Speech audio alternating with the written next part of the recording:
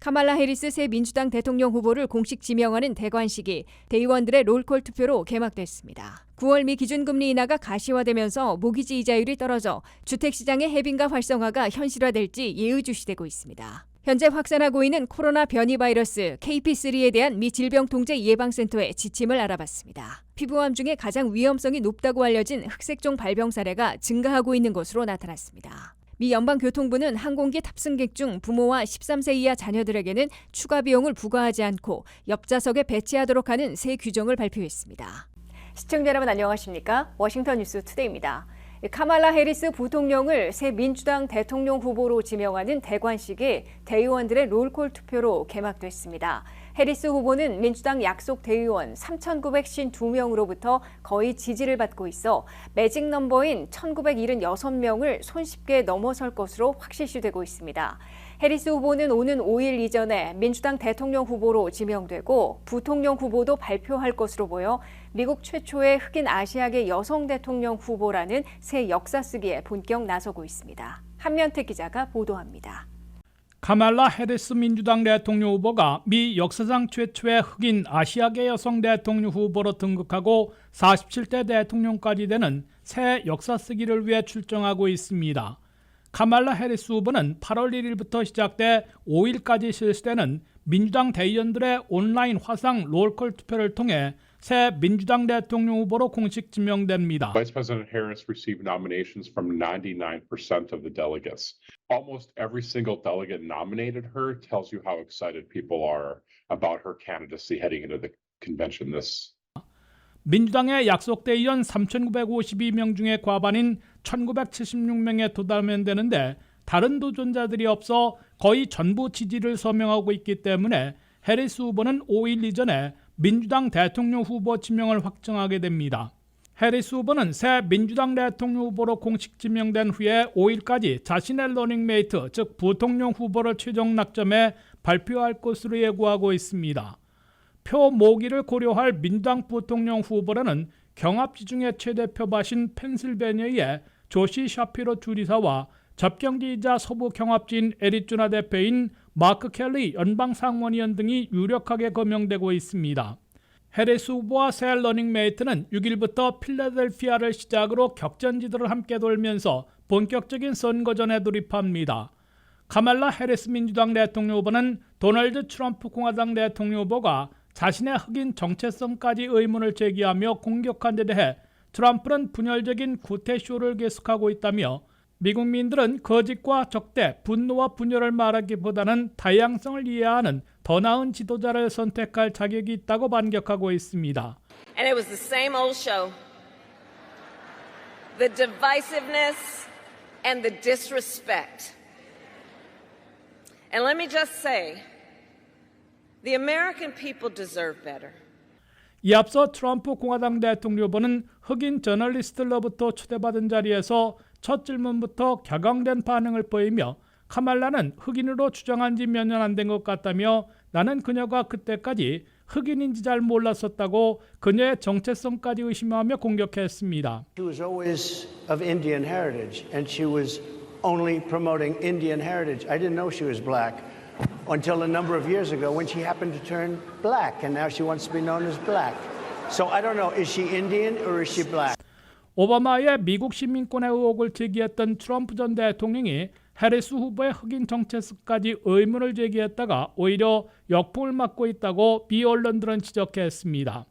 카말라 해리스 민주당 대통령 후보는 19일부터 22일까지 열리는 시카고 민주당 전당대회 마지막 날인 22일 대통령 후보 지명을 수락하고 수락여서를 통해 직권 청사진을 제시하게 됩니다. 조 바이든 대통령의 전격 포기로 갑자기 바톤을 넘겨받은 카말라 해리스 민주당 대통령 후보가 백악관 문턱까지 갔다는 도널드 트럼프 공화당 대통령 후보와의 90일 진검 승부로 미국 사상 최초의 흑인 아시아계 여성 대통령에 오르는 새 역사 쓰기에 성공할지 주목되고 있습니다. WKTV 뉴스 한면택입니다. 미국의 9월 기준금리 인하가 가시화되면서 모기지 이자율이 올 하반기 얼마나 떨어지고 주택시장의 해빙과 활성화가 현실화될지 예의주시되고 있습니다. 9월에 한 번 0.25%포인트 내리는 것으로는 불충분하지만 두 번 0.5%포인트 이상 인하될 경우 모기지 이자율도 6%대 중반 아래로 떨어지며 주택시장도 해빙되기 시작할 것으로 기대되고 있습니다. 미국 중앙은행 연방준비제도가 9월 기준금리 인하 시작을 보다 분명히 함으로써 악순환만 거듭해온 미국 주택시장도 훈풍이 불지 기대가 높아지고 있습니다. 제롬 파월 연준 의장은 현재 물가와 고용이 유지된다면 기준금리 인하가 9월 회의에서 테이블 위에 오를 것이라며 마침내 9월 금리 인하가 임박해지고 있음을 예고했습니다. 기준금리가 내리기 시작하면 직접 연동돼 있는 시중 우대금리는 똑같이 인하되고 간접 연결돼 있는 신용카드 APR, 주택 모기지 이자율까지 내림세로 전환될 것으로 예상되고 있습니다. 그럴 경우 미국민들의 신용카드 사용과 소비 지출이 늘어나 미국민 가계부채가 증가하는 부작용도 있을 것이지만 미국 경제 전반은 활력을 유지할 것으로 보입니다. 특히 장기간 주택거래가 얼어붙었는데도 매물이 부족해 집값만 급등하는 악순환을 겪고 있는 미국 주택시장도 해빙이 시작되고 새로운 활기를 띠게 될 것으로 기대되고 있습니다. 주택시장 해빙에 필요한 모기지 이자율이 올 연말이나 내년 상반까지 얼마나 내려갈지 시선이 집중되고 있습니다. 부동산과 모기지 전문단체들에서는 9월에 0.25%포인트 기준금리가 인하되더라도 모기지 이자율이 급속히 내려가지는 않을 것으로 내다보고 있습니다. 프레디맥은 현재 6.78%인 30년 고정 모기지 이자율은 올 연말까지는 6.5%를 웃돌 것으로 내다봤습니다. 페니메이는 올 3분기, 즉 7월부터 9월까지는 6.8% 안팎에 머물 것으로 예상했습니다. 그러나 올해 안에 두 번 0.5% 이상 기준금리가 내릴 경우 모기지 이자율도 더 내려갈 게 분명해 보입니다. 전미부동산협회는 30년 고정 모기지 이자율이 올 3분기에는 6.9% 안팎을 기록했다가 4분기인 10월부터 12월까지는 6.7%로 소폭 낮아질 것으로 내다봤습니다. 모기지 뱅크협회는 3분기에 6.8%를 기록했다가 4분기에는 6.6%로 내려갈 것으로 예상했습니다.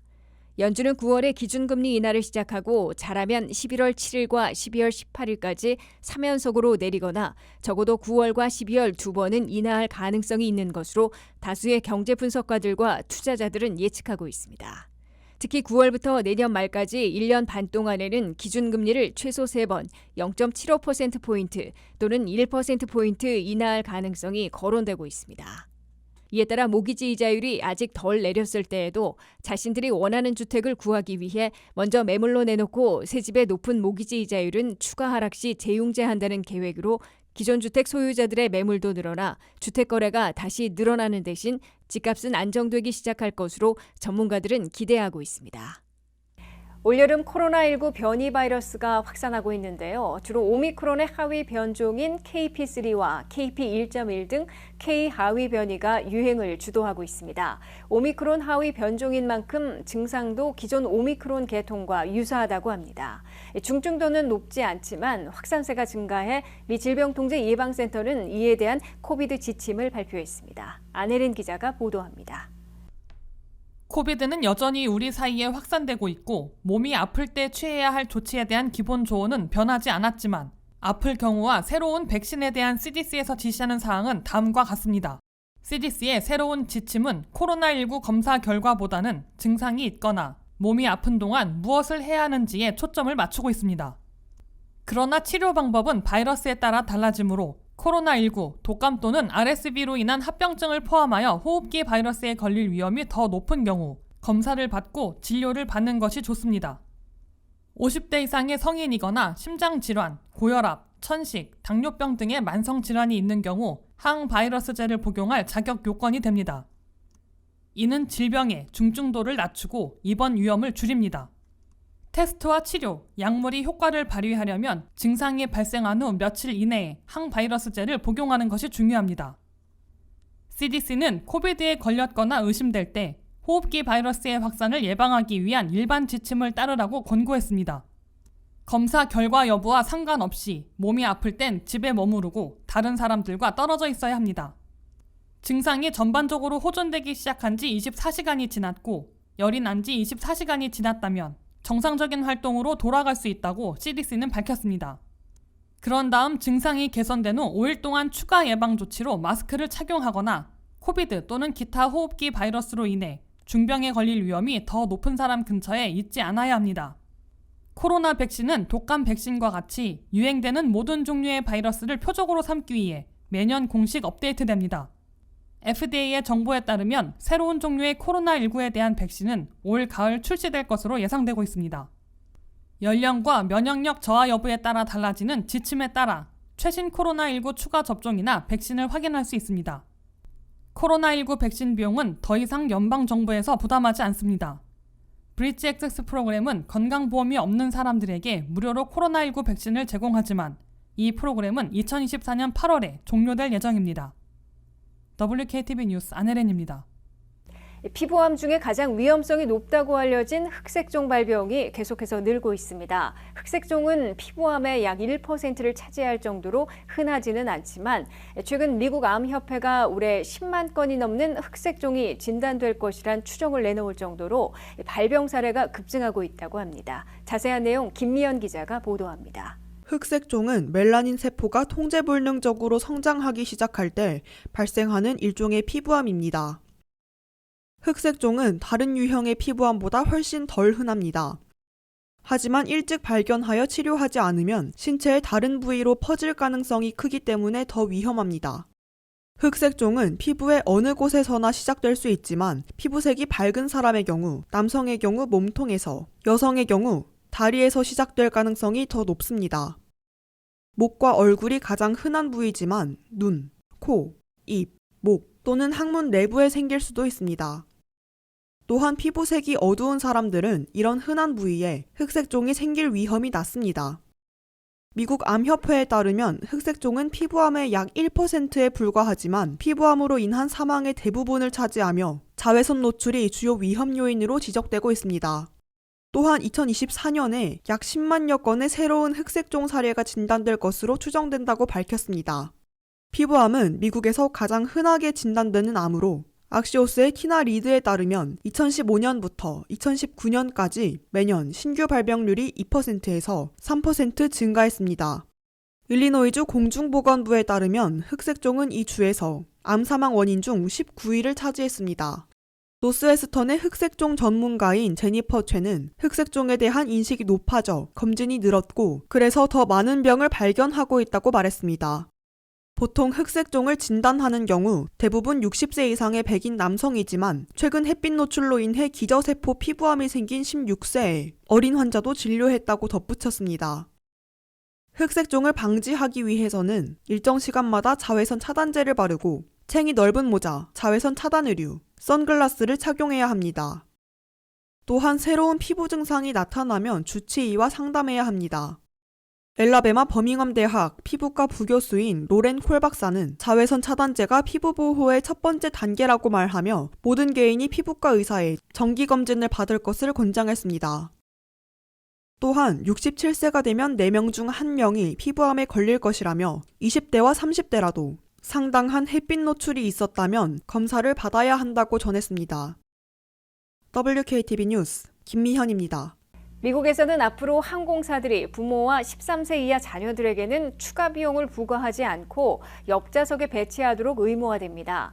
연방교통부는 항공기 탑승객들 중에 가족 여행객들에 대해선 추가 비용 부과를 금지하고 예약 48시간 안에 옆좌석에 배치하든지 아니면 다른 항공편을 안내하든지 전액 환불토록 하는 새 규정을 발표했습니다. 류령아 기자의 보도입니다. 항공기 탑승객들 중에 가족 여행객들도 옆좌석에 앉히는데 추가 비용을 받아온 항공사들에 관행해 쐐기를 박으려는 바이든 행정부의 새 규정이 나왔습니다. 연방교통부는 1일 항공사들이 현재 가족 단위 탑승객들에 대해서도 옆좌석을 원할 경우 보통 1인당 $25의 추가 비용을 부과하고 있는 관행을 이른바 정크 수수료로 분류하고 이를 금지시키려는 조치를 취하고 나섰습니다. 연방교통부의 새 규정은 항공사들이 부모들과 13세 이하 자녀들에 대해선 추가의 수수료 없이 무료로 옆좌석에 배치하도록 의무화하고 있습니다. 이 규정이 시행되면 항공사들은 예약한 지 48시간 안에 부모와 13세 이하 동반 자녀들에 대해선 무료로 옆좌석에 배치해야 합니다. 옆좌석 배치가 어려울 경우 항공사들은 가족 단위 승객들에게 다른 항공편을 안내하거나 기다릴 수 있는지를 묻고 이용 가능한 좌석이 없을 경우 전액 환불해주도록 의무화하고 있습니다. 연방교통부는 새 규정이 시행되면 4인 가족이 항공 여행을 할 경우 무료로 옆좌석에 앉을 수 있게 돼 1인당 $25씩, 왕복으로 $200를 절약할 수 있게 된다고 밝혔습니다. 피트 부티지지 연방교통장관은 어린 자녀들은 스스로 안전벨트를 매기도 어렵고 홀로 식사를 하기 힘들어 부모들이 바로 옆에서 돌봐야 하는데도 현재 한 가족을 옆좌석에 앉히는데 추가 수수료를 받고 있다며 이를 금지하려는 조치는 상식이자 표준 관행이 될 것이라고 의미를 부여했습니다. 또한 어린 자녀들을 떨어진 곳에 앉히면 부모들은 멀리서 보살피는데 스트레스를 받게 되고 부모들뿐만 아니라 승무원, 다른 승객들까지 연쇄적으로 불편을 감수해야 하기 때문에 이를 금지시키려는 것으로 설명했습니다. 바이든 행정부는 지난해 이미 미국 내 10대 항공사들에게 자발적으로 가족 단위 탑승객들에 대한 옆좌석 추가 비용 부과를 없애줄 것을 요청했으나 그 중에서 알래스카, 아메리칸, 프론티어, 제트블루 등 4곳만 호응했을 뿐 통하지 않자 입법과 규정으로 의무화하고 나선 것입니다. 연방의회에서는 이례적인 초당적인 지지로 연방교통부에게 가족 여행객들의 옆좌석 배치의 추가 비용을 없앨 수 있는 권한을 부여해 이번에 새 규정을 내놓은 것으로 나타났습니다. 바이든 행정부는 항공사들의 옆좌석 추가 수수료 부과, 은행들의 과도한 레이트피 부과를 $8 이내로 제한하는 등 갖가지 정크 수수료 없애기를 강력 추진하고 있습니다. WKTV 뉴스 류령아입니다. 이상으로 워싱턴 뉴스투데이를 마치겠습니다. 시청해주신 여러분 고맙습니다.